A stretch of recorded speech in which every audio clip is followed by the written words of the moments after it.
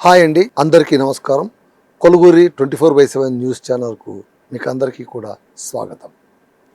ఈ నెల 16 చాలా పవిత్రమైన రోజు, ముఖ్యంగా తెలంగాణ రాష్ట్ర ప్రజలకు. కారణం, మనకు బోనాల పండుగ ఉత్సవాలు ప్రారంభం కానున్నాయి. ఈ బోనాల పండుగ మొట్టమొదట 16వ తారీఖున గోల్కొండ మహంకాళి అమ్మవారు ఉత్సవాలు మొదలవుతాయి. అలాగే బల్కంపేట ఎల్లమ్మ ఉత్సవాలు కూడా 20, 21, 22 తేదీల్లోన ప్రారంభం కానున్నాయి. పలు చోట్ల కూడా గ్రామ దేవతల ఉత్సవాలు, బోనం ఇవన్నీ కూడా చాలా ప్రముఖమైనటువంటి పండుగలుగా తెలంగాణలోన ప్రసిద్ధి పొందినటువంటి. అసలు ఈ బోనం పండుగ ఏంటి, బోనం పండుగని ఎందుకంటారు, దానికి ఆ పేరు ఎలా వచ్చింది, ఈ పండుగ వెనుక ఉన్నటువంటి చారిత్రక, ఆధ్యాత్మిక, భక్తిపర వైశిష్టత ఏంటి, వీటన్నిటి గురించి ఇవాళ మనం కూలంకుషంగా చర్చించుకుందాం. ఇవాళ మనతో పాటు పూజ్యులు, గురువర్యులు పాలెపు చంద్రశేఖర శర్మ గారు మనతో ఉన్నారు. వారు ఆధ్యాత్మిక, పురాణ ప్రవచనకర్త, తెలంగాణ రత్న, ప్రముఖ జ్యోతిష్ శాస్త్రవేత్తలు. వారు మా ప్రశ్నలకు, అంటే ఈ తెలంగాణ బోనాల గురించి కావచ్చు, లేదా బోనాలకు, ఆ తర్వాత జ్యోతిష్యానికి, ఆ తర్వాత సామాజికతకు ఏ విధంగా ముడిపెట్టవచ్చు అన్న అంశాల గురించి కావచ్చు, వీటన్నిటి గురించి కూడా ఇవాళ మనతో తమ అనుభవ రీత్యా సమాధానాలు ఇవ్వడానికి సిద్ధంగా ఉన్నారు. ఇంకా మరింత ఆలస్యం, నేరుగా స్వామివారితోనే మాట్లాడదాం. గురుగారు నమస్తే. నమస్కారం అండి. చాలా కాలం తర్వాత మిమ్మల్ని చూస్తూ ఉన్నాం. గురుగారు, ఈ నెల 16వ తారీఖు నుంచి తెలంగాణ బోనాలు ప్రారంభమవుతున్నాయి. నాకు చాలా కాలం నుంచి నా మనసులో తొలుస్తున్న ప్రశ్న ఏంటంటే, అసలు ఈ బోనాలు ఏంటి, ఎందుకు ఈ ఉత్సవాలు వచ్చాయి? ప్రతి ఒక్క ఉత్సవానికి కూడా ఏదో ఒక అర్థం, పరమార్థం ఉండనే ఉంటుంది కదండి. ఏంటి, ఎందుకు తెలంగాణలోన ఆధ్యాత్మికంగా అందరూ కూడా పల్లె పల్లెలోన బోనాలు ఎత్తుతారు, బోనాల ఉత్సవాలు జరుగుతాయి. బోనాల సందర్భంగా తెలంగాణ ప్రజలందరూ ఆధ్యాత్మికతతో వెల్లివిరుస్తుంది తెలంగాణలో. ఏంటి ఈ బోనాలు, అసలు ఈ పదం ఎలా పుట్టుకొచ్చింది అని అంటారు మీరు? చూస్తున్నటువంటి ప్రేక్షకులకు స్వాగతం. యాదేవి సర్వభూతేషు ప్రకృతి రూపేణ సంస్థిత, నమస్తస్యై నమస్తస్యై నమస్తస్యై నమో నమః. బోనం అంటే అసలు దీనికి ఆ సరి అయినటువంటి అర్థం ఏమిటంటే భోజనం. బోనం అంటే భోజనం. అయితే ఎప్పుడైతే ఆషాఢమాసం ప్రారంభమవుతుందో అప్పుడు ప్రకృతిలో వచ్చే అనేకమైనటువంటి మార్పులు, ఆ మార్పులతో పాటు ప్రకృతి పరంగా సంభవించే అనేకమైనటువంటి వ్యాధులు, వీటన్నిటికి కలుపుకొని జగన్మాత జగజ్జనని ఆది పరాశక్తి అమ్మలగన్న అమ్మ ముగురమ్మల మూలపుటమైనటువంటి తల్లిని కొలవడం బోనాల పండుగలో ఉన్నటువంటి విశిష్టత. అయితే బోనం అంటే మనము భోజనం అని చెప్పుకోవచ్చు. మరి సమస్త జీవులకు 84 లక్షల జీవరాశులకు అన్నం పెట్టే తల్లికి మనం బోనం పెట్టడం ఏమిటి అంటే, ప్రకృతి రూపంలో ఉన్నటువంటి తల్లిని శక్తి స్వరూపిణిగా ఆరాధన చేసే ఆచారం భారతీయ సనాతన సంప్రదాయంలో అనాది కాలం నుండి వస్తూ ఉంది.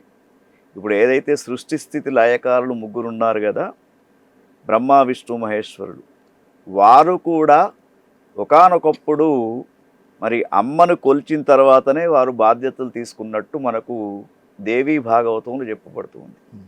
కాబట్టి దాని ప్రకారంగా శక్తి ఆరాధననే బోనాల పండుగ ఒక రకంగా. తర్వాత ఈ యొక్క బోనం అంటే ముఖ్యంగా ఆషాఢ మాసంలో, ఈ ఆషాఢ మాసం కూడా మన పూర్వీకులు మునులు మనకు మాసాల పేర్లు పెట్టేటప్పుడు కూడా ముఖ్యంగా మనకు పౌర్ణమి రోజున ఏ నక్షత్రం అయితే ఉంటుందో దాన్ని ఆధారంగా చేసుకొని, అంటే ఈ పౌర్ణమి ఉత్తరాషాఢ లేక పూర్వాషాఢ, ఈ రెండు నక్షత్రాలతో ఏదో ఒక నక్షత్రంతో కూడుకొని ఉన్నది కాబట్టి ఆషాఢ మాసం అనే పేరు పెట్టడం దీనికి జరిగింది. అయితే ఈ యొక్క బోనాల పండుగ అనేది ఇప్పుడు కాదండి. దీని యొక్క చరిత్ర చూసినప్పుడు 1813వ సంవత్సరం నుండి నిజాం పరిపాలన ఇక్కడ జరిగినప్పుడు అప్పటి నుండి బోనాల సంస్కృతి అనేది మన జంట నగరాలలో హైదరాబాదు పట్టణంలో ఉన్నట్టు చరిత్ర పుటలు మనకు తెలుపుతూ ఉన్నాయి. స్వామి, ఇప్పుడు సాధారణంగా ఆషాఢ మాసంలోన శుభకార్యాలు జరగవు అని అంటాం. అవును. అలాంటిది శుభకార్యాలు నిర్వహించరాదు అని నియమం పెట్టుకున్న ఈ ఆషాఢ మాసంలోనే అమ్మవారి ఉత్సవం నిర్వహించడం అనేది ఏమిటి అసలు? ఇది అర్థం కాని వ్యవహారం. అయితే ఇక్కడ ఇప్పుడు మనకు చాలా చక్కని ప్రశ్న అండి మీరు. ఎందుకంటే అసలు ఆషాఢ మాసం అంటేనే శూన్య మాసం దీనికి పేరు. అంటారు. అవును. అయితే శుభకార్యాలు చేయడానికి సరి అయినటువంటి మాసం కాదు. అయితే పరమాత్మ యొక్క సృష్టిలో ఏమిటంటే మానవునికి ఎంత అవకాశం ఇస్తే అంత అవకాశం వాడు పోతూ ఉంటాడు. అయితే భగవంతుని యొక్క ఆరాధన చేయడానికి కొన్ని నిర్దేశమైనటువంటి మాసాలను పెట్టడం జరిగింది. దాంట్లో ఏమిటంటే ఆషాఢ మాసం. అయితే ఈ ఆషాఢ మాసంలో ఏదైతే పౌర్ణమి రోజున ఉన్నటువంటి ఉత్తరాషాఢ కానీ పూర్వాషాఢ కానీ ఈ నక్షత్రాల ఆధారంగా తీసుకొని శుభకార్యాలు ఉండవు. శుభకార్యాలంటే వివాహాలు కావచ్చు, గృహప్రవేశాలు కావచ్చు. మరి ఈ ఆషాఢ మాసంలోనే చాతుర్మాస్య దీక్షలు కూడా ప్రారంభమవుతాయి. అంటే ఎవరైతే మనము ఋషులు, మునులు, పీఠాధిపతులు అని అనుకుంటున్నామో వాళ్ళంతా కూడా ఆషాఢ శుక్ల ఏకాదశి, తొలి ఏకాదశి, ఆ తొలి ఏకాదశి నాడు వాళ్ళు ప్రారంభం చేస్తారు. అప్పటి నుండి 4 మాసాల దాకా, అంటే ముక్కోటి ఏకాదశి దాకా వీరు చాతుర్మాస దీక్షలో ఉంటారు 4 మాసాలు. అయితే ఈ యొక్క ఆషాఢ మాసము కేవలము భగవంతుని యొక్క ఆరాధన చేయడానికి, భగవంతునికి ఆరాధన లేదా అమ్మ ఆరాధన చేయడానికి సరి అయినటువంటి మాసంగా దీన్ని శూన్య మాసంగా పెట్టడం జరిగింది. గురుజీ, తెలంగాణలోన ఈ బోనాల ఉత్సవాలకు వేల సంవత్సరాల చరిత్ర ఉంది అని కూడా మన వాళ్ళు అంటారు. ఎప్పటి నుంచో ఈ ఉత్సవాలను నిర్వహించుకుంటూ వచ్చారు. బోనాల పండుగ అనగానే ప్రతి పల్లె ముస్తాబవుతుంది. ప్రతి ఇంటిలోనూ కూడా బోనం ఎత్తడం అనేటువంటిది ఉండగా ఉంటుంది. ప్రతి ఇంటి ఆడపడుచు కూడా ఖచ్చితంగా బోనం ఎత్తుతుంది. అది ఎంతో మంగళకరమైనది, సుభిక్షమైనటువంటిది అని కూడా మన గొప్ప నమ్మిక. అవును. మరి ఈ మొత్తం ఈ తెలంగాణ బోనాలను చూస్తే దీన్ని మనం స్థానిక విశ్వాసం అని చెప్పాలనా, లేదా దీనికి ఆధ్యాత్మికమైనటువంటి ఏదైనా విశేషం ఉందని చెప్పాలి? చాలా మంచి ప్రశ్న అండి. ఎందుకంటే ఒక పండుగ చేసుకుంటున్నామంటే, ఒక ఉత్సవాన్ని నిర్వహిస్తున్నామంటే దాని వెనుక చరిత్ర ఉంటుంది, ఆధ్యాత్మిక చరిత్ర ఉంటుంది, భక్తి భావన కూడా దీంట్లో ఉంటాయి. అయితే దీనికి మన జంట నగరాల్లో బోనాల పండుగ విశిష్టతను తెలిపే ఒక కథ కూడా ఉంది. ఇక్కడ మనకు అప్పన్న అని ఒక అతను మన హైదరాబాద్ జంట నగరాలకు సంబంధించిన ముదిరాజు వంశస్థుడు అప్పన్న ఆయన పేరు. ఆ అప్పన్న అనే అతడు మధ్యప్రదేశ్లో ఉన్నటువంటి ఉజ్జయిని మహానగరంలో సైనిక శిబిరంలో పనిచేసేవాడు, ఒక ఉద్యోగిగా ఉన్నాడు. అయితే ఆయన ఏమిటంటే ఒకానొకప్పుడు, అంటే సుమారు 1813 సంవత్సరం ఆ ప్రాంతంలో, అప్పుడు అక్కడ ఒక సంఘటన జరిగింది. మధ్యప్రదేశ్లో ఉన్నటువంటి ఉజ్జయిన్లో అక్కడ ఉన్నటువంటి ప్రజలంతా కూడా ప్లేగు మహమ్మారి వ్యాధితో కొన్ని వేల మంది చనిపోతూ ఉన్నారు. చనిపోయేటప్పుడు అక్కడ మహాకాళి టెంపుల్ ఉంది ఉజ్జయిని మహానగరం. ఆ టెంపుల్లో అక్కడ ఉన్నటువంటి ప్రజలంతా వెళ్ళి ఈ ఆహారాన్నంతా కూడా కుప్పలుగా పోసి బోనం సమర్పించి అందరూ కూడా మా రోగాలు దూరం చేయవమ్మా అని చెప్పేసి కాళికామాతను కొలవడం జరిగింది. ఆ విషయాన్ని మన దగ్గర ఏదైతే పేరు చెప్పుకుంటున్నామో అప్పన్న అనే అతడు అది చూశాడు అక్కడ. అప్పటికే మన హైదరాబాదు జంట నగరాలలో కూడా అప్పుడు నైజాం పరిపాలన నడుస్తూ ఉంది ఇక్కడ. మన జంట నగరాల్లో ఉన్నటువంటి ఇక్కడ కూడా చాలామంది అప్పటికే కొన్ని వేల సంఖ్యలో ప్లేగు వ్యాధితోటి మరణాలు సంభవించడం ఇక్కడ కూడా జరిగింది. జరగానే ఈ యొక్క అప్పన్న అనే అతడు అక్కడికి వెళ్ళి మందిరానికి వెళ్ళి, అమ్మా కాళికామాత, ఉజ్జయిని మహాకాళి, అక్కడ ఉజ్జయిని మహాకాళి అనే పిలుస్తారు, అమ్మా మా దగ్గర కూడా ఇట్లా జరుగుతూ ఉంది, మరి నీ ఆశీస్సులతో అక్కడ ఈ ప్లేగు కానీ కలరా కానీ ఇటువంటి వ్యాధులు తగ్గితే ఈ ఉజ్జయిని మహాకాళి రూపంలో నిన్ను అక్కడ ప్రతిష్ఠ చేస్తా అని అప్పన్న అనే భక్తుడు మొక్కుకోవడం. అదేవిధంగా ఇక్కడ ప్లేగు కలరా వ్యాధి తక్కువ కావడం, దాంతో అప్పన్న ఈ ఉజ్జయిని మహాకాళి స్వరూపంతో ఉన్నటువంటి విగ్రహ రూపంలో ఇక్కడ కంటోన్మెంట్లో ఆ యొక్క ఆలయ నిర్మాణం చేయడం అనేది జరిగినట్టు చరిత్ర పుటలు చెప్తున్నాయి. అందుకే లష్కర్ బోనాలు అనే పేరుతో ఈ లష్కర్ బోనాలు అక్కడి నుంచి వచ్చాయి. లష్కర్ అంటే ఏంటి? లష్కర్ అంటే సైనిక శిబిరం అని. లష్కర్ అనే పదానికి కంటోన్మెంట్ ఏరియాలో కట్టారు కాబట్టి లష్కర్ బోనాలు. లష్కర్ బోనాలు అనే పేరుతో మన జంట నగరాల్లో వచ్చాయి. అందుకే బోనాలంటే తల్లికి ఉగ్ర రూపంలో ఉన్నటువంటి మహాకాళి, మహాలక్ష్మి, మహాసరస్వతి యాదేవి సర్వభూతేషు శక్తి రూపేణ సంస్థిత, అటువంటి తల్లికి ఆహారంగా వీళ్ళంతా కూడా కలిసి బోనాలు వండుకొని వెళ్ళి పోయడం. దీన్నే మన ప్రాంతంలోనేమో బోనాలు సమర్పించడం అంటారు, బోనాన్ని పెట్టడం. ఆంధ్ర ప్రాంతంలో నైవేద్యం అంటారు. ఇట్లా రకరకాలైన ఇదే మాసంలో అక్కడ చేస్తుంటారు. అయితే ఆ పెట్టే బోనాలతోటి అమ్మవారు శాంతి పొంది మనకు ఎటువంటి రోగాలు రాకుండా చూడాలని మన భక్తుల యొక్క నమ్మకము, విశ్వాసం. అంటే ఇది కేవలం తెలంగాణకు ఒకటే పరిమితమైన స్థానికత అయితే కాదు, స్థానిక విశ్వాసం కాదు. అన్ని చోట్ల కూడా పేర్లు వేరే అయ్యొచ్చు, కానీ ఉత్సవము, అమ్మవారిని శాంతింపజేయడానికి జరిగే పూజలు ఇవన్నీ కూడా యథావిధిగా జరుగుతుంటాయి. అయితే ఇక్కడ మన దగ్గర ఏంటంటే ఇప్పుడు మీరు మొట్టమొదలే మీరు చెప్పారు 4 ప్రాంతాలలో బోనాలు జరుగుతున్నాయి. అవి ఒక్కొక్క దిక్కు ఎందుకు అట్లా పెట్టారు? ఇప్పుడు 16వ తేదీ ఘటస్థాపన అంటారు. మనం బ్రహ్మోత్సవాలు చేసినా, ఏదైనా విగ్రహ ప్రతిష్ఠ చేసినా, ఏదైనా యజ్ఞం చేసినా కూడా ఘటస్థాపన అని చెప్పేసి ఒక ఘటాన్ని పెట్టడం, కలశాన్ని పెట్టడం, తర్వాత దాన్ని ఊరేగింపుగా తీసుకురావడం, ప్రజలందరి సమక్షంలో దానికి పూజలు చేయడం. తర్వాత మన దగ్గర హైదరాబాద్ మహానగరంలో 4 ఆదివారాలు 4 ప్రదేశాలలో జరుగుతూ ఉంటాయి. మీరు చెప్పినట్టు ఈ 4 ఆదివారాలలో 4 ప్రదేశాలలో జరిగే ఉత్సవాలు కూడా ఎందుకు ఆ విధంగా పెట్టారనే ప్రశ్న మనం తీసుకున్నప్పుడు, ఇక్కడ ఉదాహరణకు గోల్కొండ కోట బోనాలు ఒకటి, బల్కంపేట ఎల్లమ్మ ఉత్సవాలు కళ్యాణం, లష్కర్ బోనం, తర్వాత ఓల్డ్ సిటీ బోనం. ఇదే కాకుండా ఇంకా రకరకాల పేర్లతోటి ఇక్కడ మనకు చెప్తూ ఉన్నారు.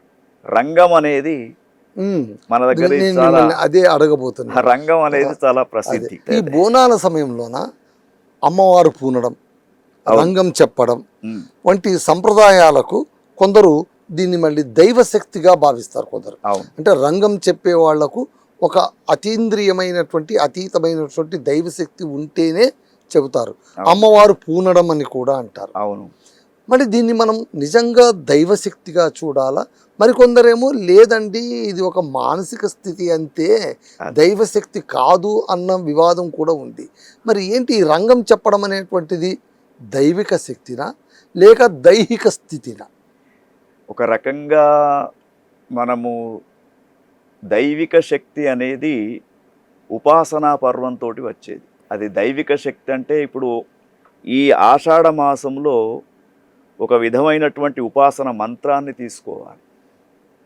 తీసుకొని ఆ అమ్మవారికి సంబంధించినటువంటి మూలమంత్ర ఉపదేశం పొంది ఆ మూలమంత్రాన్ని ఎవరైతే ఈ నెల రోజులు పఠిస్తూ ఉంటారో వాళ్లకు దైవ కృప ఉంటుంది. ఇప్పుడు వీటినే శివసత్తులు అంటారు, కొన్ని ప్రాంతాలలో శివశక్తులు అంటారు. తర్వాత మన తెలంగాణ ప్రాంతంలో దేవుడు పైకి వస్తాడు అంటారు. పూనకం అంటారు. అయితే ఇవి ఒక రకంగా చెప్పాలంటే మనస్సును ఏకాగ్ర చిత్తంతో అమ్మవారి పైన ఉంచినటువంటి వారికి పూనకం వస్తుంది. దైహికము దైవికము రెండూ ఉన్నాయి దీంట్లో, 2 రకాలు ఉన్నాయి. అయితే ఇంకొకటి ఏమిటంటే ఈ రంగం చెప్పే వాళ్ళు కూడా అవివాహితులైనటువంటి స్త్రీలు, తర్వాత వీరు మాత్రమే చెప్తారు. అదొక ఈ రకమైనటువంటి భవిష్యవాణి ఖచ్చితంగా నిజమయ్యే సందర్భాలు చాలా ఉంటాయండి. భవిష్యవాణిలో ఇది చాలా మంచి ప్రశ్న అండి. ఎందుకంటే భవిష్యవాణి అనేది ఆ సమయంలో ఇప్పుడు ఏ దేవాలయంలో అయితే శక్తి ఆరాధన చేస్తూ ఉన్నామో ఆ సమయంలో ఆ యొక్క శక్తి స్వరూపిణైనటువంటి జగన్మాత ఈ భవిష్యవాణి చెప్పే వాళ్ళల్లో ఒకవేళ కొంతవరకు ప్రవేశం అనేది జరిగితే మాత్రం అంటే ఆ తాదామ్యత పొందాలి. తాదామ్యత పొందడం అంటే అంత సులభం కాదు. అది ఇంకొకటి, ఆ భవిష్యవాణి రంగం చెప్పేటప్పుడు కూడా ఒక నియమం ఉందండి. చక్కని మట్టిని పోసి దానిపైన కాల్చని మట్టి కుండను బోర్లగించి, కాల్చకుండా కుండ ఉండదు, పగిలిపోద్ది. కానీ అక్కడ ఏంటంటే మట్టితో తయారు చేసినటువంటి కాల్చని కుండ పైన ఆమె నిలబడి భవిష్యవాణి చెప్తుంది. అది అక్కడ ఉన్నటువంటి ఒక సత్యం. అయితే ఈ భవిష్యవాణిలో కూడా మనకు ముఖ్యంగా ఆ సంవత్సరం ఎట్లా ఉంటుంది వాతావరణ స్థితి అనే విషయాలు, రాజకీయపరమైనటువంటి స్థితి ఎట్లా ఉంటుంది అనే విషయాలు కొంతవరకు సహజంగా చెప్తూ ఉంటారు, కొంతవరకు అమ్మవారి కృపతోటి కూడా చెప్పడానికి అవకాశం కనబడుతూ ఉంటుంది మనకు అక్కడ. గురూజీ, మనం బోనాలు, ఆషాఢ మాస విశిష్టత, ఇలా ఈ విషయం సాగుతోంది కదా. ఈ ఆషాఢ మాసానికి పూర్వమాసం వచ్చి జ్యేష్ఠ మాసం. అవును. ఈసారి మనకు జ్యేష్ఠ మాసంలో అధిక మాసం వచ్చింది. అవును. అధిక జ్యేష్టము నిజ జ్యేష్టం. ఇది కూడా మన ప్రేక్షకులకు మనం సందేహం తీరిస్తే బాగుంటుందేమో. అయితే మనకు పంచాంగ శాస్త్రము తిథివార నక్షత్ర యోగ కరణాలతో కూడుకున్నటువంటిది. అయితే సూర్యచంద్రుల యొక్క గమన స్థితిని బట్టి మనకు రోజులు లెక్కించబడుతుంటాయి. అయితే ఎప్పుడైతే సూర్యగమనము చంద్రగమనానికి చూసినప్పుడు కొంత మార్పు అనేది 3 సంవత్సరాలకు సుమారుగా ఒక 29-30 రోజులు మార్పు వస్తుంది. 3 సంవత్సరాలకు ఒక్కసారి అధికం అంటాను దాన్ని. ఆ వచ్చినటువంటి నెల అది జ్యేష్ఠ మాసము రావచ్చు, ఆషాఢ మాసంలో రావచ్చు, ఏదైనా ఒక నెల, ఒక్కొక్కసారి ఒక్కొక్క నెలకు వస్తుంది. 3 ఏళ్లకు ఒక్కసారి దాని పీరియడ్, టైం అడ్జస్ట్మెంట్. దాంతో మరి మనకు ఈ అధిక జ్యేష్ఠ మాసం ఈసారి రావడం జరిగింది. ఈ అధిక జ్యేష్ఠ మాసంలోన దానాలు చేయడం, దైవ సంకీర్తన చాలా విశిష్టమని అంటూ ఉంటారు. అవును. ఏ దానాలు చేయొచ్చు? అధిక జ్యేష్ఠ మాసంలో మాసాన్ని బట్టి దానం పెట్టారండి మన వాళ్ళు. జ్యేష్ఠ మాసం అంటే వేసవి. అవును, మొన్న వచ్చింది అధికమైనటువంటి వేసవి తాపం. అన్నిటికంటే జ్యేష్ఠ మాసంలో విశేషమైనటువంటి దానం నీటి దానం. దాన్ని ఉదక కుంభదానం అంటారు. అంటే ఒక పాత్రలో పోసి, అది రాగిది కావచ్చు ఇంకా ఏదైనా, పోసి తులసి దళం వేసి ఉదకుంభదానం అంటారు. తర్వాత ఛత్రదానం, గొడుగు ఇవ్వడం. తర్వాత చెప్పులు దానం చేయడం, పాదరక్ష దానం. తర్వాత పూర్వకాలంలో ఈ మన మేదరి వాళ్ళు చేసే విసనకర్ర, దాన్ని కూడా దానం చేసేవారు. ఇది చూస్తుంటే మొత్తం సామాజిక అంశమే ఇమిడినట్టు. సామాజికమే. ఎంత అద్భుతం కదండి. ఒక్కటి చూడండి, ఇప్పుడు ఏదైనా కూడా మన హిందూ సంస్కృతిలో ఏది తీసుకున్నా కూడా అన్ని కుల వృత్తి వాళ్ళని కలిపారు. అవును, అది మనకు హిందుత్వంలో ఉన్నటువంటి ఒక విశిష్టత. ఇప్పుడు ఉదాహరణకు మీరు అడిగారు కాబట్టి సందర్భం, ఒక వివాహం మనం చేయాలండి. ఒక వివాహం చేయాలంటే ఎన్ని వస్తువులు కావాలి చూడండి. అవును, వివాహం చేయడానికి ఎంతమంది ప్రయత్నం ఉండాలి, ఎంత సంకల్పం ఉండాలి. ఒక వెదురు బుట్ట కావాలండి. మేదరి వాళ్ళ దగ్గర వెదురు బుట్ట తీసుకురావాలి, పందిరి వేయాలి. తర్వాత అనేక రకాలైనటువంటి మీరు మనకు బంగారు ఆభరణాలు తయారు చేయాలి, అతను రావాలి. ప్రతి ఒక్క అంటే వివాహ ఏ సంస్కారం అన్నా తీసుకోండి మీరు, అన్ని కుల వృత్తులు అన్నిటి ఆధారంగా చేసుకొని మనం చెయ్యాలి. అది మన పూర్వీకులు పెట్టినటువంటి మంచి ఆచారం అండి అది. అంటే స్వామి, ఇప్పుడు గురూజీ అధిక మాసం అని అంటున్నామే కానీ కేవలం 15 రోజులు మాత్రమే తీసుకుని అధిక మాసము, అధిక జ్యేష్ఠ. అవును. ఆ 15 తర్వాత నిజ జ్యేష్టము. అంటే ఈ 15 రోజులకే ఒక మాసంగా లెక్కేయడమే అధిక మాసమా? లెక్క ప్రకారంగా 30 రోజులు వస్తాయి. అవును, కానీ చెప్పడం అట్లా చెప్తారు. 30 రోజులు కౌంట్ చేయడమే అధిక జ్యేష్ఠ మాసం. చెప్పడం మాత్రం ఆ 30 రోజులలో విశేషమైనటువంటి మొదటి 15 రోజులు తీసుకుంటారు అట్లా ఉమ్, అది దానికి ఉన్నటువంటి ఉమ్, అధిక జ్యేష్ఠ మాసం చాలా శ్రేయస్కరం. ఉమ్, అయితే మీరన్నట్టు ప్రతి మాసానికి మన వాళ్ళు ఎట్లా పెట్టారంటే, ఇప్పుడు ఇంతెందుకండి, మనం భగవత్ ఆరాధన చేసినప్పుడు కూడా ఇప్పుడు రాబోయేది వినాయక చవితి. అవును. వినాయక చవితికి ఏం పెట్టాలి? వర్షాకాలము. ఉమ్, అన్నీ మనం తినడానికి కోసం అనేక రకాల Seasonal. వినాయకుని పెడుతున్నాం. ధర్మాన్ని ధర్మాన్ని పాటిస్తూ కుడుమును పెట్టమన్నారు, మొక్కజొన్నలు పెట్టమన్నారు, వెలక్కాయ పెట్టమన్నారు. అంటే ఆ ప్రకృతికి డైజెషన్ సిస్టానికి సంబంధించిన పదార్థాలు పెట్టమని చెప్పారు. మన ఆలోచనలు వేరైతూ ఉన్నాయి. అది చాలా అద్భుతం కదండి. అదే అదే అదే గురూజీ, ఇంకొక విషయం అంటే మళ్ళీ మనం బోనాలకు వద్దాం. ఆ, ఇందాక మీరు ఒక మాట అన్నారు, ఈ ఆషాఢ మాసంలోనే చాతుర్మాస వ్రతం ప్రారంభమవుతుంది అన్నారు. ఏంటి చాతుర్మాస వ్రత విశేషం ఏంటి? అసలు ఎందుకు చేయాలి? చాతుర్మాసం అంటే ఇప్పుడు ఒకటండి, సన్యాసి వృత్తిలో ఉన్నటువంటి వాళ్ళు ఎవరైతే మన హిందుత్వాన్ని బోధించడానికి కొన్ని పీఠాలు ఉన్నాయో వాళ్లకు ఉపాసన అనేది తప్పకుండా ఉండాలి. ఉపాసన లేనటువంటిది మనకు ఏది కూడా ఉపయోగపడదు. ఇప్పుడు ఒక గురువు గారు ఒక 10 మంది శిష్యులకు చెప్పాలంటే అతనికి ఉపాసన బలం అనేది ఉండాలి. అవును. కాబట్టి ఆ ఉపాసన బలాన్ని పొందడానికి నిర్ణీతమైనటువంటి, అంటే ఇప్పుడు మనకు ఈ పరమాత్మ శయన ఏకాదశి అంటారు దీన్ని. ఈ శయన ఏకాదశి అంటే భగవంతుడు ఈ 4 మాసాలు నిద్రలో ఉంటాడు. విష్ణు భగవానుడు నిద్రలో ఉంటాడు. ఆ నిద్రా సమయంలో ఉన్నప్పుడు ఈ యొక్క ఎవరైతే మనకు ఈ పీఠాధిపతులు ఉంటారో స్వామిని కొలవడం, స్వామి గురించి పారాయణాలు చేయడం, ప్రవచనాలు పురాణాలు వినడం, తర్వాత ఉపాసనాపర్వంగా చేసుకోవడం. అంటే ఈ 4 మాసాలు చేసినటువంటి ఉపాసన అంతా కూడా మళ్ళా పరమాత్మ ముక్కోటి ఏకాదశి నాడు వైకుంఠ ద్వార దర్శనం ఇస్తాడు కదా, ఇచ్చినప్పుడు అప్పటి నుండి మళ్ళా వీళ్ళు వీళ్ళు వెళ్తూ ఉంటారు. అయితే వీళ్ళు ఈ ప్రతి పీఠాధిపతి కూడా ఏదో ఒక నదీ ప్రాంతంలో కానీ ఒక దేవాలయంలో కానీ ఈ 4 మాసాలు చాతుర్మాస్య దీక్ష ఉండవలసిందే. అక్కడ ఉంటూ వాళ్ళు ఉపాసన చెయ్యాలి అని. ఈ దీక్షా సమయంలోన ఆహార నియమాలు కూడా చాలా విశేషంగా విచిత్రంగా బాగా ఉంటాయి. అంటే ఒక్కొక్క నెల ఒక్కొక్క దాన్ని వర్జ్యంగా పెట్టుకుంటారు. అది మనకు భాగవతంలో ధ్రువుని యొక్క చరిత్ర వస్తుంది. ధ్రువుడు ఏదో పినతల్లి అన్న మాటలకు భగవంతుని దగ్గరికి వెళ్ళి తపస్సుకు వెళ్తాడు. భగవంతుని పట్టుకుంటా అనుకుంటాడు. నారదుడు ఉపదేశం చేస్తాడు. చేసిన తర్వాత ధ్రువుడు ఒంటికాలు పైన నిలబడి తపస్సు చేస్తాడు. మొదటి 3 మాసాలు కేవలం నేరేడు పండు తిని ఉంటాడు. తర్వాత 3 మాసాలు ఆకులు అలాలు తింటాడు. తర్వాత 3 మాసాలు నీళ్లు తాగుతాడు. తర్వాత 3 మాసాలు గాలి పీల్చి ఉంటాడు.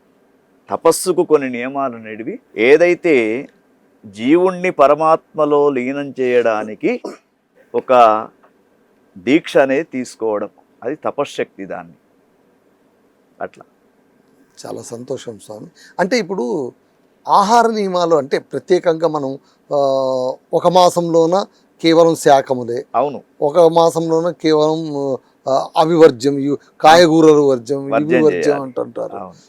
అయితే ఒకటి, ఇప్పుడు మనకి వాతావరణానికి అనుకూలంగా ఆహార పదార్థాలు లింక ఉంటుంది, సంబంధం ఉంటుంది.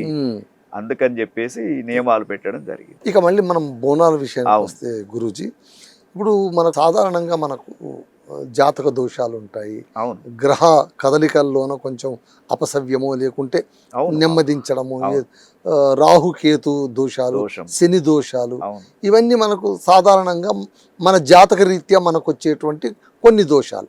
ఆ దోష నివారణకు కూడా గురూజీలు మీరందరూ కూడా కొన్ని మార్గాలు సూచిస్తూ ఉంటారు. ఈ వ్రతం చెయ్యి, ఈ పూజ చేయండి, ఈ దీక్ష చేయండి, ఈ హోమం చేయండి, తద్వారా మీరు ఉపశమనం పొందొచ్చు లేదా విముక్తి పొందవచ్చు. అవును. ఇప్పుడు ఇక్కడ ఈ బోనాల సమయంలో అమ్మవారిని దర్శించుకోవడానికి కూడా మన జాతక దోషాలు కావచ్చు, గ్రహ స్థితగతులు కావచ్చు, ఆ తర్వాత ముఖ్యంగా రాహుకేతు ప్రభావాలతో బాధపడే వాళ్ళు కావచ్చు, తదితరులందరూ కూడా అమ్మవారిని దర్శించుకుంటే ఉపశమనం కలుగుతుంది అని ఒక నమ్మిక. అవును. అది కేవలం నమ్మికేనా, లేదా జ్యోతిష్ శాస్త్ర ప్రకారం ఇది సహేతుకమా, నిర్హేతుకమా? చాలా మంచి ప్రశ్న అండి. ఎందుకంటే జ్యోతిష్ శాస్త్రంలో రెమెడీస్ అని చెప్పబడుతున్నాయి. మీరు అడిగిన పరిష్కారాలు. పరిష్కారాలు అంటే ఇప్పుడు చూడండి, మనకు ఈ పరాభవనామ సంవత్సరం, పరాభవనామ సంవత్సరంలో ఏ సంవత్సరంలో లేనటువంటి ఒక తికమక ఉంది. ఏమిటంటే ప్రతి సంవత్సరం కూడా గురువు ఒకే రాశిలో ఉండేవాడు. ఈ సంవత్సరం వచ్చేసరికి 4 మాసాలకు ఒక రాశికి మారాడు. మిథునము, కర్కాటకము, సింహము, మళ్ళా మిథునం.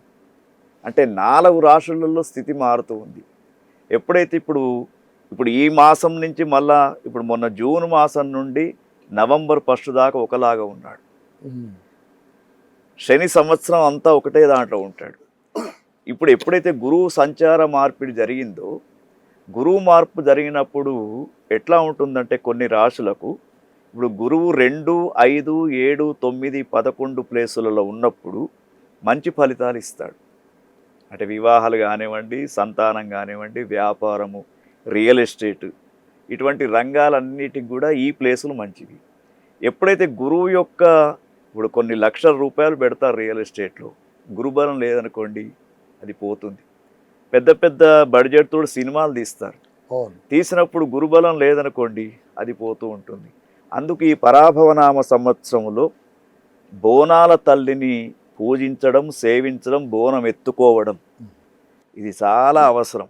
ఎందుకంటే 4 మాసాలకు ఒక్కసారి ఇప్పుడు శని చూడండి, శని భగవానును చూసినప్పుడు కేవలం శని 3, 6, 11 స్థానాల్లో ఉన్న వాళ్ళకే లాభం చేస్తాడు. ఇప్పుడు ధనుస్సు రాశికి అర్ధాష్టమ శని, అనారోగ్య సమస్యలు. తర్వాత ఇంకా సింహరాశికి అష్టమ, కన్యారాశికి సప్తమ. ఈ స్థానాలు ఏవైతే ఉన్నాయో శనికి మంచివి కాదు. అదేవిధంగా లగ్నకుండల్లో పితృదోషం ఉన్నటువంటి వాళ్ళు, ఇది చాలా ట్రెండ్ ఇప్పుడు బాగా ఉందండి ఇది. అంటే ఈ పితృదోషం అనేది పాపగ్రహాలతో ఎప్పుడైతే సూర్యుడు కలిసిపోతాడో అప్పుడు పితృదోషం అనేది ఏర్పడుతూ ఉంటుంది. ఈ పితృదోషం ఏర్పడ్డప్పుడు వీళ్లకు నష్టం ఏమిటంటే వీళ్ళ వంశ వృద్ధి జరగదు, వీళ్ళు అనుకున్నటువంటి పనులు సాగవు. అందుకు పితృదోషానికి ఏం చేయమంటారు? నారాయణ బలి చేయండి, నాసికా త్రియంబకు వెళ్ళండి, అక్కడ పెద్దల పేరు మీద చెయ్యండి అని చెప్తూ ఉంటారు. మరి అటువంటి వాళ్ళందరికీ కూడా ఇది మంచి సమయం. ఇక్కడ ఏంటంటే బోనం ఎత్తడానికంటే ముందు బోనం తీసుకొని వెళ్ళి అమ్మవారికి సమర్పిస్తూ ఉంటే గ్రహచార రీత్యా, అదేవిధంగా రాహుకేతువుల మధ్య గ్రహాలు బంధించబడి ఉన్నప్పుడు సర్పదోషాలు ఉంటూ ఉంటాయి. ఆ సర్పదోషాలు పోవడానికి కూడా ఏదైతే ఈ బోనాల పండుగ చేస్తూ ఉన్నామో, అందుకే కలియుగంలో 2 దానాలు గొప్పవండి. ఒకటి అన్నదానం, 2 కన్యాదానం. ఇవి చాలా శ్రేష్టం. కాబట్టి ఆ అన్నదానం అనేది ఇప్పుడు మనం చేయవచ్చు. మన కుటుంబంలో ఉన్న వాళ్ళందరి చేత బోనం ఎత్తిచ్చామనుకోండి, అదొక రకమైనటువంటి అమ్మవారికి మనం భోజనం పెట్టినట్టు. అసలు అమ్మవారికి భోజనం పెట్టడం ఏమిటి? ఇంటికి వచ్చిన ఆడబిడ్డకు భోజనం పెట్టడం అసలు రహస్యం అది. ఇంటికి వచ్చినటువంటి అమ్మవారు మన ఇంటి ఆడపడచ్చు, ఆడబిడ్డ అంటారు. ఆ తల్లికి సారే తర్వాత ఇవన్నీ కూడా ఇస్తూ చక్కగా బోనం ఎత్తుకొని అమ్మవారిని కొలవడం, ఇది ఒక రకమైనటువంటి విశేషమైనటువంటి ఆచారం. గురూజీ, ఇందాక మీరు 2 మాటలు చెప్పారు. ఒకటి పితృదోషం, ఇంకొకటి నారాయణ బలి. ఇది మన ప్రేక్షకులు కాస్త మనం వివరంగా చెప్పుకుందామా అని. పితృదోషం అసలు ఏంటి, ఎందుకు ఈ దోషం వస్తుంది, పితృదోషం కారణం ఏంటి? జాతక చక్రంలో ఎప్పుడైతే రవి కొన్ని పాపగ్రహాలతోటి కలిసి ఉంటాడో, పంచమ స్థానంలో ఉంటాడో, అప్పుడు ఒక రకమైనటువంటి పితృదోషం ఏర్పడుతూ ఉంటుంది. ఇది లగ్న కుండలి ప్రకారంగా. పితృదోషం ఏర్పడడానికి ఇంకో కారణం కూడా ఏమిటంటే అకాల మరణాలు చెందినటువంటి వారు. ఉదాహరణకండి, ఇప్పుడు మనకు కరోనా వచ్చింది, శవదహనం కూడా చేయలేదండి చాలామంది. కొడుకుగా ఉండి కూడా తండ్రి శవాన్ని దహనం చేయలే. అంటే ఆ పరిస్థితులు అట్లా ఉండే. అటువంటి వాళ్లకు ఏమవుతుందంటే అకాల మరణం అపమృత్యు దోషం పొందినటువంటి వాళ్లకు ఆ యొక్క ఏదైతే ఉంటుందో వారి యొక్క ఆత్మలో ఉన్నటువంటి కోరికలు తీరనప్పుడు వారు ప్రేతాత్మ రూపంలో ఉంటారు. ఆ ప్రేతాత్మ రూపంలో ఉన్నప్పుడు ఆ ఇంట్లో శుభకార్యాలు కానివ్వండి, సంతానం కానివ్వండి, ఇవి జరగవు. అందుకే ఆ ప్రేత రూపాన్ని పోవడానికి నారాయణ బలి చేయాలి. నారాయణ బలి చేయడం ఇంకోటి కూడా ఉందండి, వృషభ ఉత్సర్జన క్రియ అని గరుడ పురాణంలో ఉంది. వృషభ ఉత్సర్జన క్రియ, వృషభ ఉత్సర్జన క్రియ అని చెప్పేసి అదొక పూజ కూడా ఉంది. ఇవన్నీ ఎందుకు అంటే ఇప్పుడు మానవుల అనాయాసైన మరణం వినా దైన్యేన జీవనం, అట్లా వస్తే ఏం కాదు. ఇప్పుడు శరీరం దొరకకుండా చనిపోయినటువంటి వాళ్ళు నారాయణ బలి ఎందుకు పెడతారు? పాము కాటుకు చనిపోయినటువంటి వాళ్లకు, పర్వతాలు గుట్టల కింద పడి చనిపోయినటువంటి వారికి, దహనం అయిపోయి శరీరం మొత్తానికే దహనం చేయడానికి కాలి బూడిదైనటువంటి వాళ్ళు, అసహజ మరణానికి ఇప్పుడు రైలు ప్రమాదాలలో కాలిపోయినటువంటి వారికి, అగ్ని ప్రమాదాలు, ఇటువంటి వారి కోసం వారి యొక్క ప్రేతాత్మ అనేది శివ సాయుధ్య విష్ణు సాయుధ్య సిద్ధి పొందడానికి చేసేది నారాయణ బలి. అదొకటి. ఇంకోటి ఏమిటంటే ఇప్పుడు మనం చెప్పుకున్నటువంటి వృషభ ఉత్సర్జన క్రియ. ఈ వృషభ ఉత్సర్జన క్రియలో ఏమీ లేదండి, ఒక ఎర్రటి ఆవును మన ఎద్దును తీసుకొచ్చి దట్టమైనటువంటి అడవిలో నిలబెట్టి దక్షిణాభిముఖంగా దానికి నిలబెట్టేసి దానికి పూజ చేస్తారు. పురుష సూక్తము స్త్రీ సూక్తంతో పూజ చేసి దానికి చక్కగా అలంకరించేసి ఆ ఎద్దును దట్టమైన అడవిలోకి పంపించేస్తారు. మరి దానికి దీనికి ఏం సంబంధం అంటే ఆ ఎద్దు వెళ్ళి ఒక గో మందలు కలుస్తుంది, గోవుల మందలు కలుస్తుంది. ఎప్పుడైతే గో మందలు కలిసిందో ఆ గో సంతతి పెరుగుతుంది. ఎప్పుడైతే గో సంతతి పెరుగుతుందో వీనికి కర్మకాండ లోపం ఏదైతే జరిగినప్పుడు ఆ లోపం అనేది పోయి గో సంతతి పెరుగుతుంది కాబట్టి వీడు మళ్ళా శివ సాయుధ్య విష్ణు సాయుధ్య సిద్ధికి పొందుతాడు. దాని ద్వారా మనకు ఈ శాశ్వతమైనటువంటి పితృ రుణం కానీ తర్వాత ఏదైతే పితృ దోషం అని చెప్తూ ఉన్నారో అవి పోవడానికి అవకాశం ఉంటుంది. ఇది చాలా, అందుకే పితృ రుణం మాతృ రుణం రుణత్రయం అని మనకు ఉంటాయి. దేవరుణం, ఋషి రుణం, పితృమాతృ రుణం. ఈ రుణాలు తీర్చుకోవాలంటే ఇటువంటి అన్ని చేయవలసి వస్తుంది. అంటే గురూజీ ఇంకొక మాట కూడా విన్నాను, మీరే చెప్పాలి అది ఎంతో నిజమే. అంతిమ సంస్కారం జరిగిపోయిన తర్వాత పితృదేవత అంటే వాళ్ళు పితృవర్గంలో కలిసిపోతారు కదండి, వసురుద్రాలు. వాళ్ళకు అపరకర్మలు చేయకపోయినా కూడా పితృదోషం కిందనే లెక్క అంటారు. అవును, అది నిజమేనా? నిజమే. ఇప్పుడు ఒకటండి, అపరకర్మ అనేది నిజంగా చెప్పాలంటే మన సనాతన సంప్రదాయాన్ని సంస్కృతిని మనం కొంతవరకు తగ్గిస్తున్నామండి. ఎందుకంటే అపరకర్మ అనేది దహించబడేది దేహం, దాని యొక్క డెఫినేషన్. ఎప్పుడైతే దేహము దహనక్రియ అవుతుందో, ఉదాహరణకు ఈ ఉదయం చనిపోయినాడు అనుకోండి ఒక వ్యక్తి, సాయంత్రం లోపుగా 4 గంటల లోపుగా దేహదహన సంస్కారం అయిపోతే అదే రోజు అపరకర్మ స్టార్ట్ చేయాలి. మనకు పురాణాలు ఎంత బాగా చెప్తున్నాయంటే మొదటి రోజు పున్నామ నరకం నుంచి దాటించేవాడు పుత్రుడు డెఫినేషన్. అయితే మొదటి రోజు కర్మకాండ చేశాడు అనుకోండి, మొట్టమొదలు అతనికి శరీరంలో ఉండే మెదడుకు శక్తి వస్తుంది, ఏది ఆత్మకు అంగుష్ట ప్రమాణ రూపంలో ఉంటుంది, ఇంతే ఉంటుంది, దానికి శక్తి వస్తుంది. ఇట్లా 10 రోజులు చేసేసరికి పాదాల దాకా శక్తి వస్తుంది. మన వాళ్ళు ఏం చేస్తున్నామండి, మనము 9, 10, 11, 12 4 రోజులు చేస్తే సరిపోతుంది. చెప్పండి, తొలి రోజు నుంచి చెయ్యాలి. దాన సంస్కారం ఎప్పుడైతే అప్పుడు స్టార్ట్ చేయాలి. అస్థి సంచయనం ఉంటుంది, తర్వాత ఇవన్నీ కార్యక్రమాలు ఉంటాయి. దాని తర్వాత ఒకటి, ఇప్పుడు 10 రోజులు తినే ఆహారాన్ని 4 రోజులు తింటే సరిపోతుందా? అదే ఇక్కడ ఉంది. ఇంకోటండి, మనకు ఇక్కడ ఏమిటంటే చాలా రకాలుగా ఉన్నాయండి. దాంట్లో విశేషం ఏంటంటే ఇప్పుడు పంచప్రాణాలు అనే పదం వాడతామండి మనం. పంచప్రాణాలు ఎక్కడ ఉన్నాయండి మనకు? పాంచభౌతిక శరీరం, పంచభూతాలు కలిసిపోవాలి. పంచప్రాణాలు ఉంటాయండి ప్రతి మనిషికి. ఎక్కడ ఉన్నాయి అంటే అంతిమ సంస్కారం అప్పుడు అవి బయటకు వస్తాయి. ఒక వ్యక్తి మరణించగానే బ్రహ్మరంధ్రం నుండి మొదటి ప్రాణం బయటకు వస్తుంది. కపాలం కపాలం అయితే వినండి, శరీరం మనం భూమి మీద పెట్టగానే ఒకటో ప్రాణం లేస్తుంది, లేచి వాడు వెళ్ళిపోతాడు. మనము గోదావరి నదికి అక్కడ నదీ ప్రాంతాన్ని తీసుకొని వెళ్ళి ఒకసారి కింద పెడతారు శవాన్ని, అవును మళ్ళా వాడు లేచి వస్తాడో ఏందో. ఆ టైంలో రెండో ప్రాణం పోతుంది. దింపుడు కళ్ళెం దింపుడు కళ్ళెం అంటారు. ఆ టైంలో రెండో ప్రాణం పోతుందండి. మరి ఇంకా 3 ఉన్నాయి. వెళ్ళి ఆ చితి పైన పెడతారు. పెట్టిన తర్వాత 3వ ప్రాణం లేచి పక్కకు నిలబడుతుంది. ఎప్పుడైతే ఈ బ్రహ్మ కపాలం అవుతుందో అప్పుడు 4వ ప్రాణం లేచి పక్కకు ఉంటుంది, వెళ్ళిపోతుంటుంది ఒక్కొక్కటి. 5వ ప్రాణం మాత్రం 12 రోజులు ఉంటుందండి. ఇది ద్వాదశ కర్మల దాకా ఉంటుంది. 5వ పంచప్రాణం ఏదైతే ఉందో అది కొడుకు ఎవరైతే కర్మ చేస్తూ ఉన్నాడో వాని వెంటనే ఉంటుంది. రోజు వాడు శ్మశాన వాటికి పోయేటప్పుడు అక్కడ ఉంటుంది, ఇంటి దాకా వస్తుంది, లోపలికి రాడు. అందుకే కర్మకాండ చేసే కొడుకు ఎంత రోగిష్ఠుడైనా ఆ 10 రోజులు ఏం కాదండి. సహజంగా 13వ రోజు స్వర్గపాత్ర ఇవ్వగానే 5వ ప్రాణం లేచిపోతుంది. ఇది పాంచభౌతిక శరీరం, పంచప్రాణాలు, ఇవన్నీ మన అష్టాదశ పురాణాలలో ఎన్నో రకాలుగా ఉన్నాయి. అద్భుతం. అదే ఇవన్నీ కూడా తెలియకుండా చేస్తున్నారు. మాకు అనిపించేది ముఖ్యంగా ఈ తరం వాళ్ళు, ఈ తరం దాకా ఎందుకండి, మా తరం నుంచే చెప్పొచ్చు. మా తాతలు తండ్రుల తరానికే ఈ కర్మలన్నీ ఆచరించేటువంటి పద్ధతి సూక్ష్మమైపోయింది. ఇప్పుడు సూక్ష్మాతి సూక్ష్మమైపోయింది. ఒకటండి, చేయించే అపరకర్మలు చేయించే పురోహితులు లేకపోవడం. చాలా గ్రామాలలో అపరకర్మలు చేయించే వాళ్ళ సంఖ్య తగ్గిపోవడం.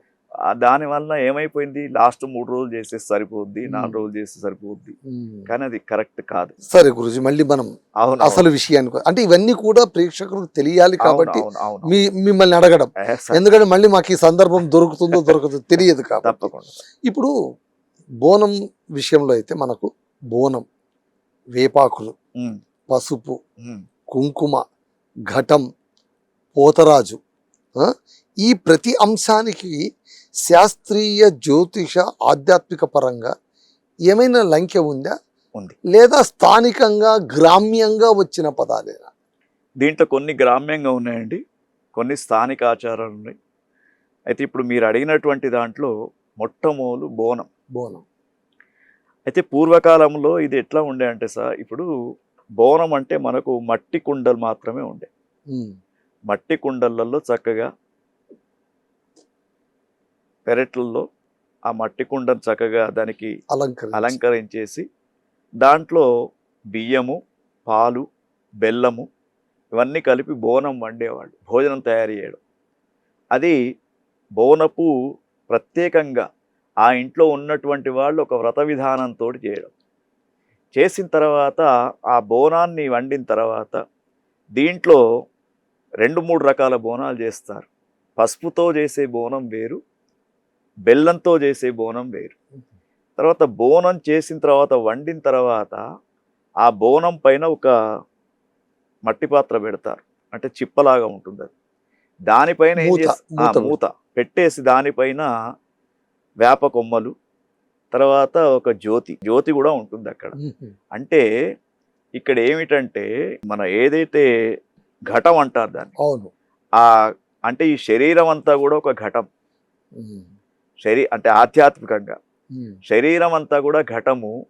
ఈ పైన వెలుగుతున్నటువంటి జ్యోతి అయితే ఉందో దీపము, అది వీని యొక్క జీవుడు, అంటే లోపల ఉన్నటువంటి జీవుడు. ఈ జీవుడు వెలుగుతున్నంతసేపే వీడు ఉన్నట్టు లెక్క. అంటే జీవాత్మ పరమాత్మలో కలవడం అనే సారాంశం ఇక్కడ వస్తూ ఉంటుంది. తర్వాత ఈ వేప కొమ్మలు, పసుపు, ఇవి 2 కూడా యాంటీబయాటిక్స్. మెడికల్ ఫీల్డ్లో చూసినప్పుడు ఇప్పుడు పసుపు ఉందనుకోండి, ఆటోమేటిక్గా మనం పూర్వకాలంలో ఏదైనా గాయం తగిలితే వెంటనే పసుపు పెట్టేవాళ్ళం. అవును, అది పెద్ద యాంటీబయాటిక్. అవును. తర్వాత వేప కొమ్మలతోటి ఇది ముఖ్యంగా ఇది ఎట్లా అంటే ఈ బోనాల పండుగ అనేది ఉమ్మడి పండుగ. అంటే ఉమ్మడి కుటుంబ వ్యవస్థ తెలుపుతూ ఉంటుంది ఇక్కడ. ఇప్పుడు చూడండి సార్, ఇప్పుడు ఎట్లా ఉందంటే కుటుంబాలన్నీ విచ్ఛిన్నం అయిపోయినాయి, ఉమ్మడి కుటుంబ వ్యవస్థ లేదు. ఇప్పుడు ఈ బోనాల ద్వారా ఆ కుటుంబంలో ఉన్న సభ్యులంతా కలుస్తారు.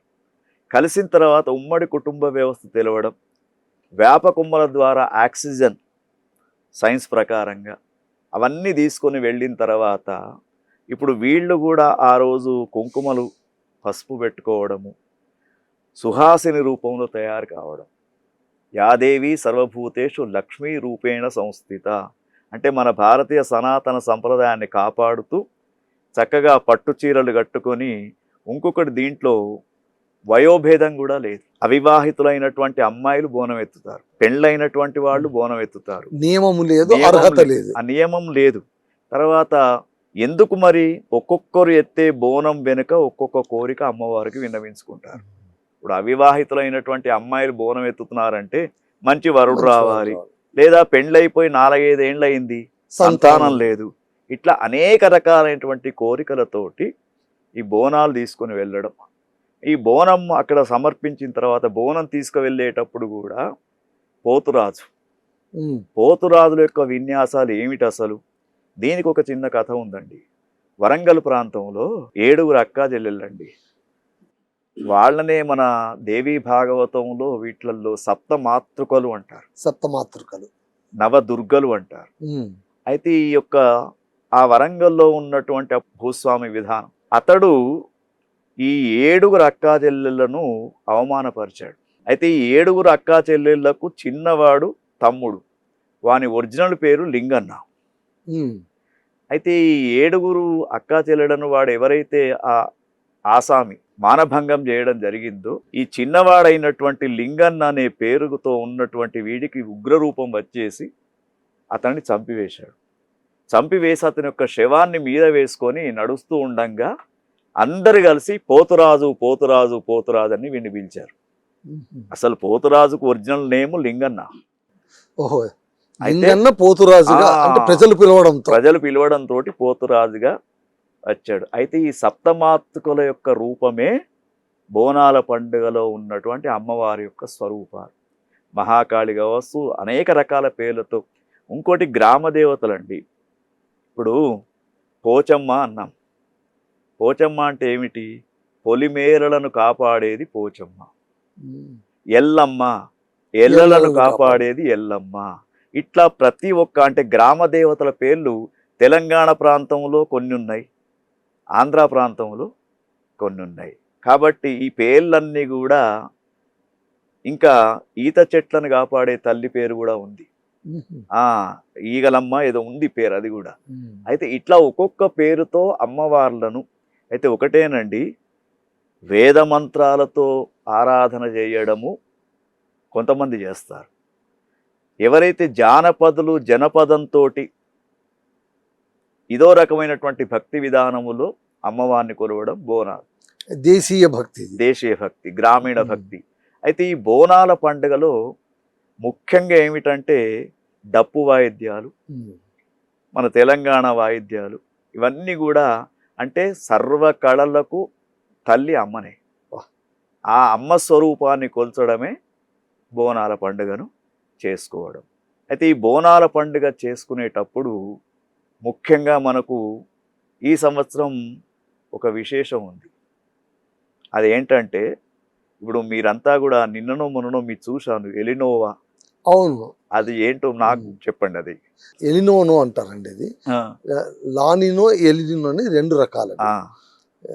ఇది ఏంటంటే మనకు పసిఫిక్ మహాసముద్రం, పశ్చిమ మహాసముద్రం, పసిఫిక్ మహాసముద్రం, ఆ మహాసముద్రం ఉపరితలం పైన ఉష్ణోగ్రతల్లో వచ్చే వ్యత్యాసాన్ని మనం లానినో ఎల్నినో అని 2 రకాలుగా పిలుస్తారు.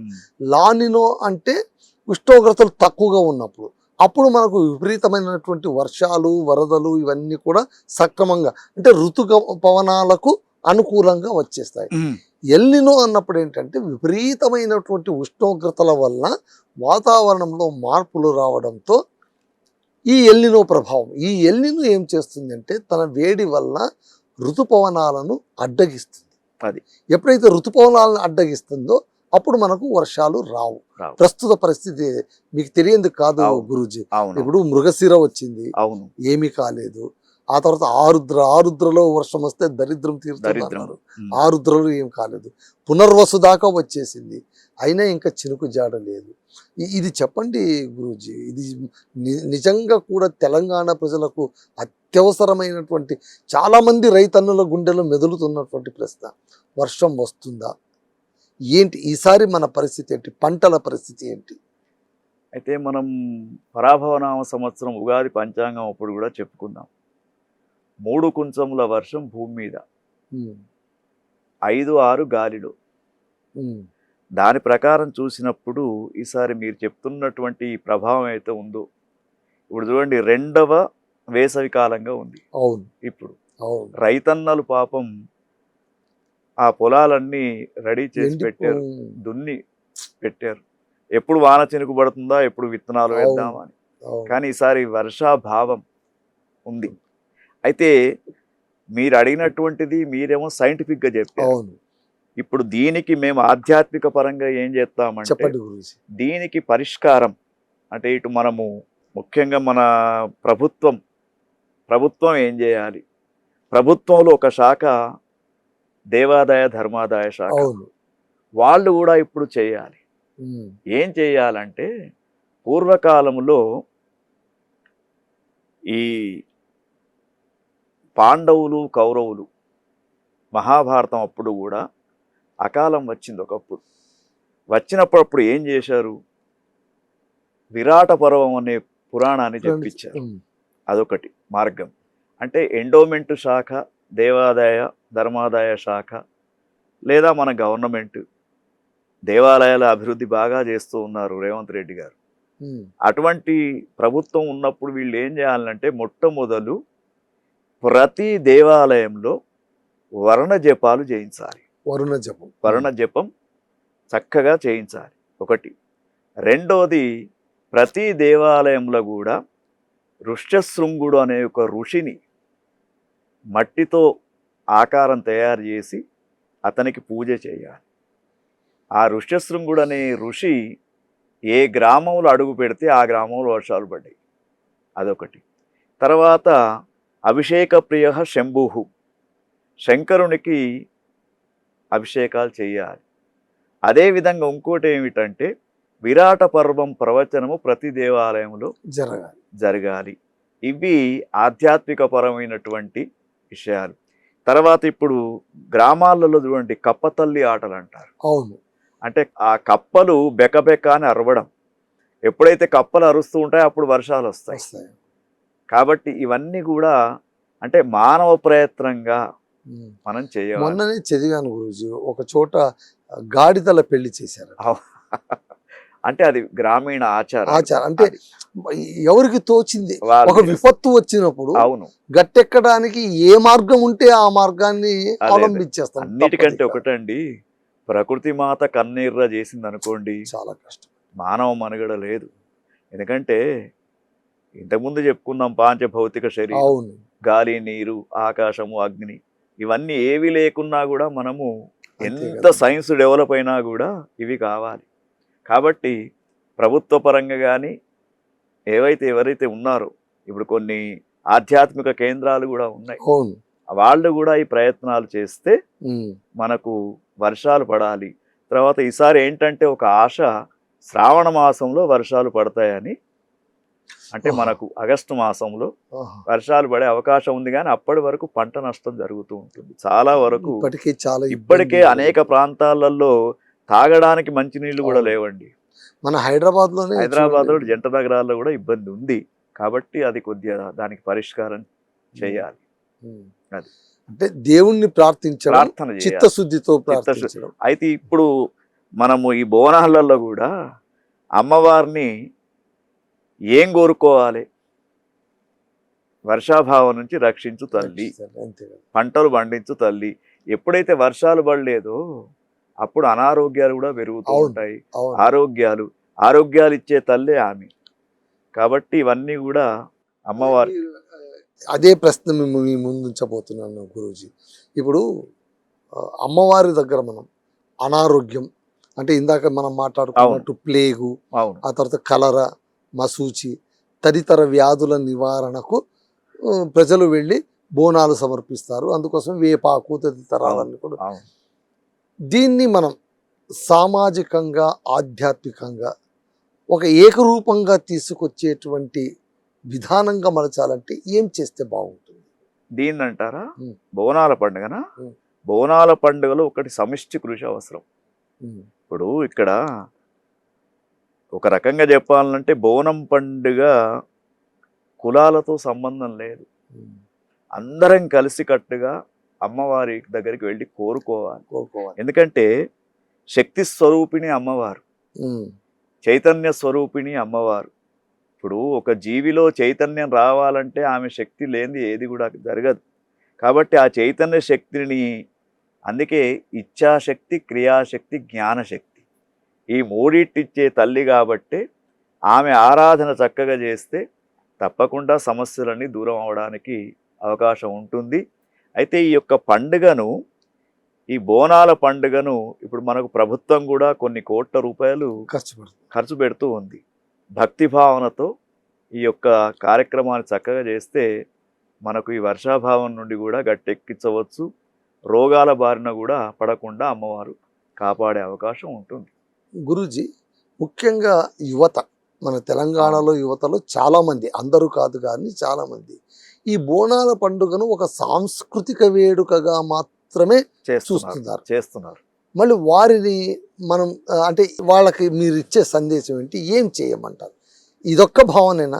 బోనాలు అంటే కనుక పెద్ద పెద్దగా సౌండ్లు పెట్టేసి డ్యాన్స్ చేయడం, పాట పాడటం, ఆ 10 రోజులు కాస్త ఉత్సవంగా కనిపించడం, ఇంతేనా? అసలు బోనాల పండుగకు శక్తి ఆరాధన చేయాలండి.